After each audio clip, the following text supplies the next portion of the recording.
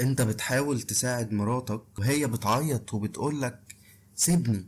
المشكلة انك بتحاول غلط. تعال نتكلم عن الجزء الاول اللي هو المشكلة. انت شايل هم مراتك، بتسأل عليها وبتجيب لها اللي هي عايزاه، وبتقفل التليفون لما تحس انها تعبانة وبتقعد معاها، وبرضه في لحظة معينة بتلاقيها بتقولك انت مش فاهم، انت مش موجود، وانت جواك حاجة بتتكسر لانك حاسس انك بتعمل كل حاجة، لكن في الحقيقة انت مش بتعمل الحاجة اللي هي محتاجاها. انت بتحل وهي مش عايزة حل. انت بتشيل وهي مش عايزاك تشيل. انت بتدبر وهي عايزاك تبقى موجود. دي المشكلة بقى اللي عندنا النهاردة. هنخش بقى على الجزء التاني اللي هو التفسير عشان نفهم ايه تفسير المشكلة دي. ربنا سبحانه وتعالى قال بسم الله الرحمن الرحيم وعاشروهن بالمعروف.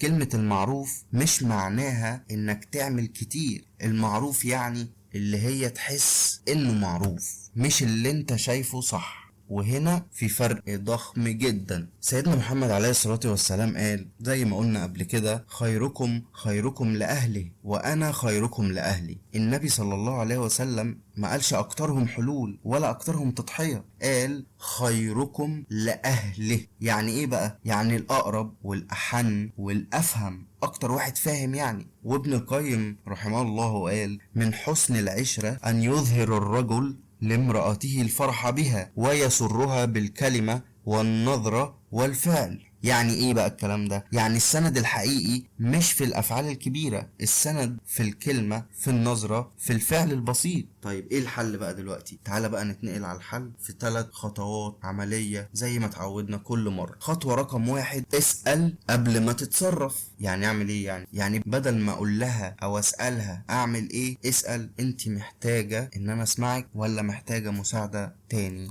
محتاجة ايه طيب بالظبط اعمله؟ سيدنا محمد عليه الصلاة والسلام بيقول ان الله رفيق يحب الرفق في الامر كله. الرفق هنا بتسأل مش بتفرض طريق. الخطوة رقم 2، ما تحولش كلامها المهمة. مش كل لما تقولك حاجة تحول الموضوع لتاسكات وليست التاسكات. يعني لما تقولك انا تعبانة مثلا، هي مش بتطلب حل، هي بتقول ابقى موجود. الراجل بطبعه، وانا منكو انا راجل، الراجل بطبعه بيحول الكلام لمهمة وده طبيعي، لكن لازم تتعلم انك تسكت وتسمع وتحتوي. وربنا بيقول لنا بسم الله الرحمن الرحيم وكل عبادي يقولوا التي هي احسن. واحسن جملة تتقال انا معاكي. الخطوة رقم 3، حاجة صغيرة كل يوم تتعمل زي ما اتعودنا. مش محتاج مفاجآت ضخمة ولا خطط عبقرية ولا بطولات خالص. محتاج حاجة بسيطة تتكرر فعلا كل يوم، حاجة بسيطة تتكرر كل يوم. نظرية المزرعة يعني اللي احنا اتفقنا عليها. مثال كوباية مية قبل النوم، او مثلا تسألها بتحب ايه اعمله، او تقعد معاها تتكلم من غير موبايل، او مثلا تقول لها انت بتعملي حاجة كبيرة وهتاخدي عليها ثواب كبير قوي قوي قوي قوي من ربنا. شجعها وكلمها وافضل كل يوم حسسها انك معاها، واعمل لها حاجة صغيرة كل يوم. النبي عليه الصلاة والسلام كان بيحط راس عائشة رضي الله عنها على ركبته ويقرأ قرآن. لحظة بسيطة جدا لكنها فضلت محفورة في دماغها في اللحظة دي،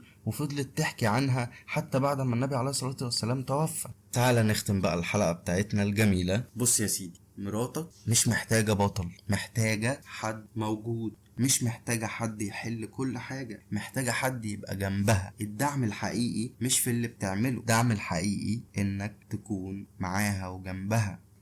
حاول تبقى السند.